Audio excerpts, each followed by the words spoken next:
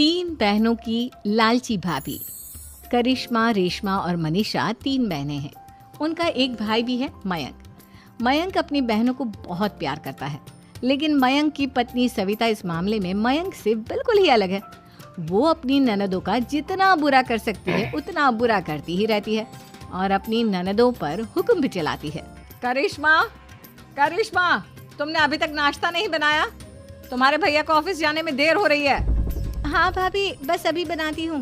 करिश्मा, तुम ये ढीलापन छोड़ दो। कल को पराए घर जाना है। वहाँ अगर तुम इस तरह से काम करोगी तो लोग क्या कहेंगे कि माँ ने और भाभी ने कुछ सिखाया नहीं। और तुम्हारी दोनों बहनें कहाँ हैं? रेशमा मार्केट गई है और मनीषा सो रही है। क्या? सुबह के 8 बज रहे हैं और ये महारानी अभी भी सो रही है? ये कहते हुए सविता अपनी सास दुर्गा देवी के पास जाती है। माँ जी, देख रही हो अपनी बेटियों के तौर तरीके? क्या हुआ बहू, सुबह सुबह क्या कर दिया मेरी बेटियों ने? अरे एक तो अभी अभी उठकर किचन में गई है, दूसरी सुबह सुबह बाहर चली गई और तीसरी अभी तक सो रही है। क्या करूं मैं इन तीनों का, मैं तो परेशान हो गई हूँ। जा जाकर उठा उसे और रेशमा से मैं बात करती हूँ। सविता सीधा मनीषा के कमरे में जाती है और उससे कहती है, महारानी जल्दी उठो, सूरज सर पर आ गया है। भाभी थोड़ी देर और सोने दो ना, मैं रात को लेट सोई थी। वो क्या ना, यूनिट टेस्ट चल रहे हैं। शराफत से उठती है या नहीं, या फिर पानी की भरी बाल्टी डालूं तेरे ऊपर? नहीं भाभी, मुझे बिस्तर में नहीं लाना, उठती हूँ मैं। मनीषा जल्दी से उठकर बाथरूम में चली जाती है। सभी आराम से बैठकर नाश्ता कर रहे होते कि तभी रेशमा बाजार से हाथ में सामान लिए आ जाती है। रेशमा को देखते ही सविता उस पर बरस पड़ती है। लो, आ गई महारानी। ऐसा भी क्या सामान लाना था जो सुबह आंख मलते ही बाजार की तरफ रवाना हो गई? भाभी, कल आप ही तो चीख रही थी कि घर का सारा सामान मुझे ही लाना पड़ता है, घर में किसी को भी किसी काम से कोई लेना देना नहीं है। अब मैं बाजार जाकर सामान ले आई तो आपको इस बात से भी तकलीफ हो रही है? देख रही हो माँ जी, अपनी बेटी की जुबान कैंची से भी तेज चलती है। और मयंक, आप तो कुछ कहेंगे नहीं अपनी लाडली बहन को। रेशमा, अपनी भाभी से ऐसे बात नहीं करते। चलो माफी मांगो। भैया, मैं क्यों माफी मांगू? आप भाभी से बोलिए ना कि हम पर कम हुक्म चलाया करे।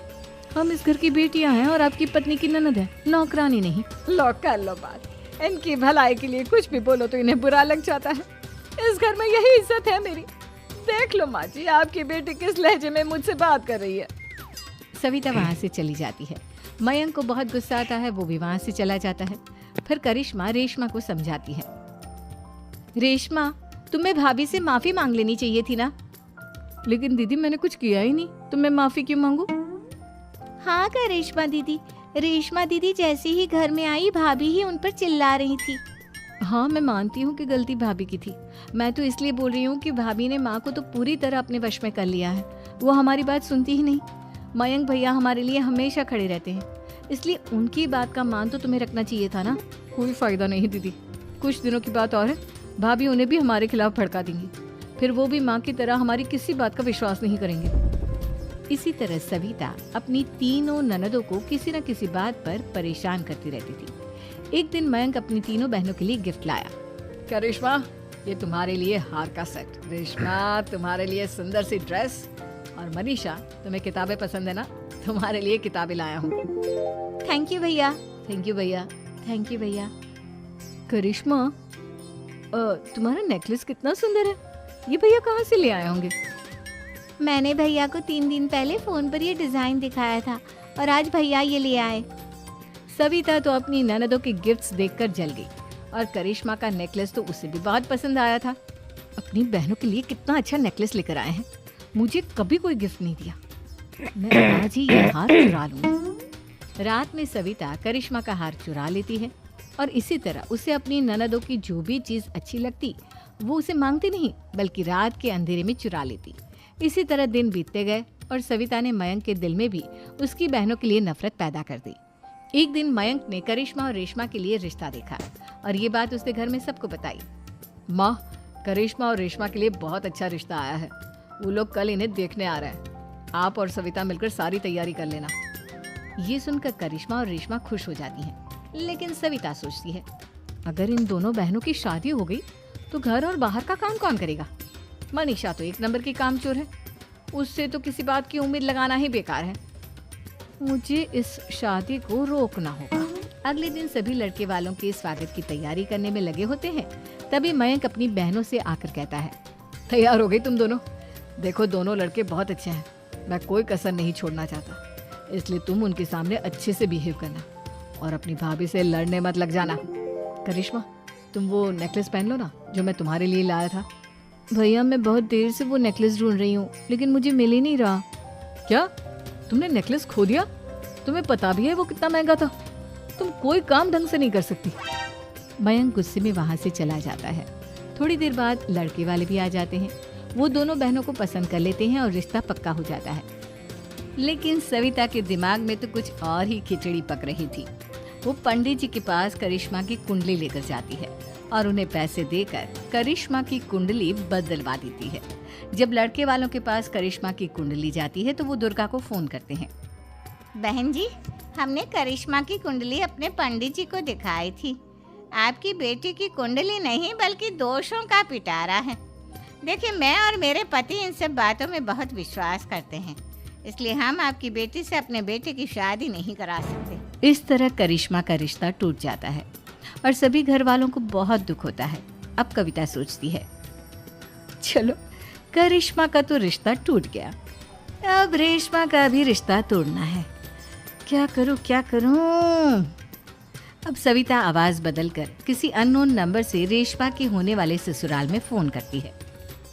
हेलो, मैं कौन हूँ कौन नहीं ये आपके लिए जानना जरूरी नहीं, बस इतना सुन लो कि रेशमा का 2 साल से किसी के साथ अफेयर चल रहा है। बस रेशमा का रिश्ता तोड़वाने के लिए सविता का इतना कहना काफी था। अब रेशमा का भी रिश्ता टूट गया। मयंक और दुर्गा देवी ने रेशमा को खूब खरी खोटी सुनाई और उससे बार बार उस लड़के के बारे में पूछने लगे। आप दोनों मुझे क्यों परेशान कर रहे हो? अरे कोई लड़का होगा मेरी लाइफ में तो मैं बताऊंगी ना, जब कोई है ही नहीं तो कहाँ से लाऊं मैं कोई लड़का? तो तेरे होने वाले ससुराल वालों को फोन किसने किया था? माँ मैं नहीं जानती किसने फोन किया था, मैं सच कह रही हूँ। मैं तो पहले ही कह रही थी इसकी लगाम खींच कर रखो, लेकिन मेरी सुनता ही कौन है। आप चुप रहिए भाभी, ये सब आपका ही किया धरा है। अब तीनों बहनों को विश्वास हो जाता है कि ये सब उनकी भाभी ही कर रही है। तीनों बहनें अपनी भाभी को सबक सिखाने के लिए एक वकील कर लेती है और घर में हिस्सा मांगना। देखो भैया, माँ बाप की जायदाद में जितना बेटों का हक होता है उतना ही बेटियों का, इसलिए इस घर के 4 हिस्से होंगे और हमें अपना हिस्सा चाहिए। मैंने तुम्हारे लिए क्या क्या नहीं किया और तुम इस घर में हिस्सा मांग रही हो? भैया, आप और माँ हम बहनों की कोई बात नहीं सुनते हो और भाभी हमारी शादी नहीं होने देगी क्योंकि उन्हें लगता है कि आप हमारी शादी में ज्यादा पैसा लगाओगे और उन्हें हम जैसी फ्री की नौकरानी कहाँ मिलेगी। तो हम भाभी के साथ तो रह नहीं सकते, हम बहनों को अपना हिस्सा चाहिए। अरे तुम्हें शर्म आनी चाहिए अपनी भाभी पर ऐसा इल्जाम लगाते हुए। वो तुम्हारे बारे में कितना सोचती है। हाँ माँ, भाभी हमारे बारे में बहुत सोचती है, दिन रात बस यही सोचती रहती है कि किस तरह से अपनी तीनों ननदों को परेशान करूं और कभी मुझे पढ़ने भी नहीं देती। दोनों बहनों का रिश्ता भी तो इन्होंने ही तोड़वाया है और रात में हमारे कमरे में आकर हमारी चीजें भी चुराती हैं। इसी तरह सविता की तीनों ननदें अपनी बात पर अड़ी रही। अब कोर्ट में तारीख भी शुरू हो गई।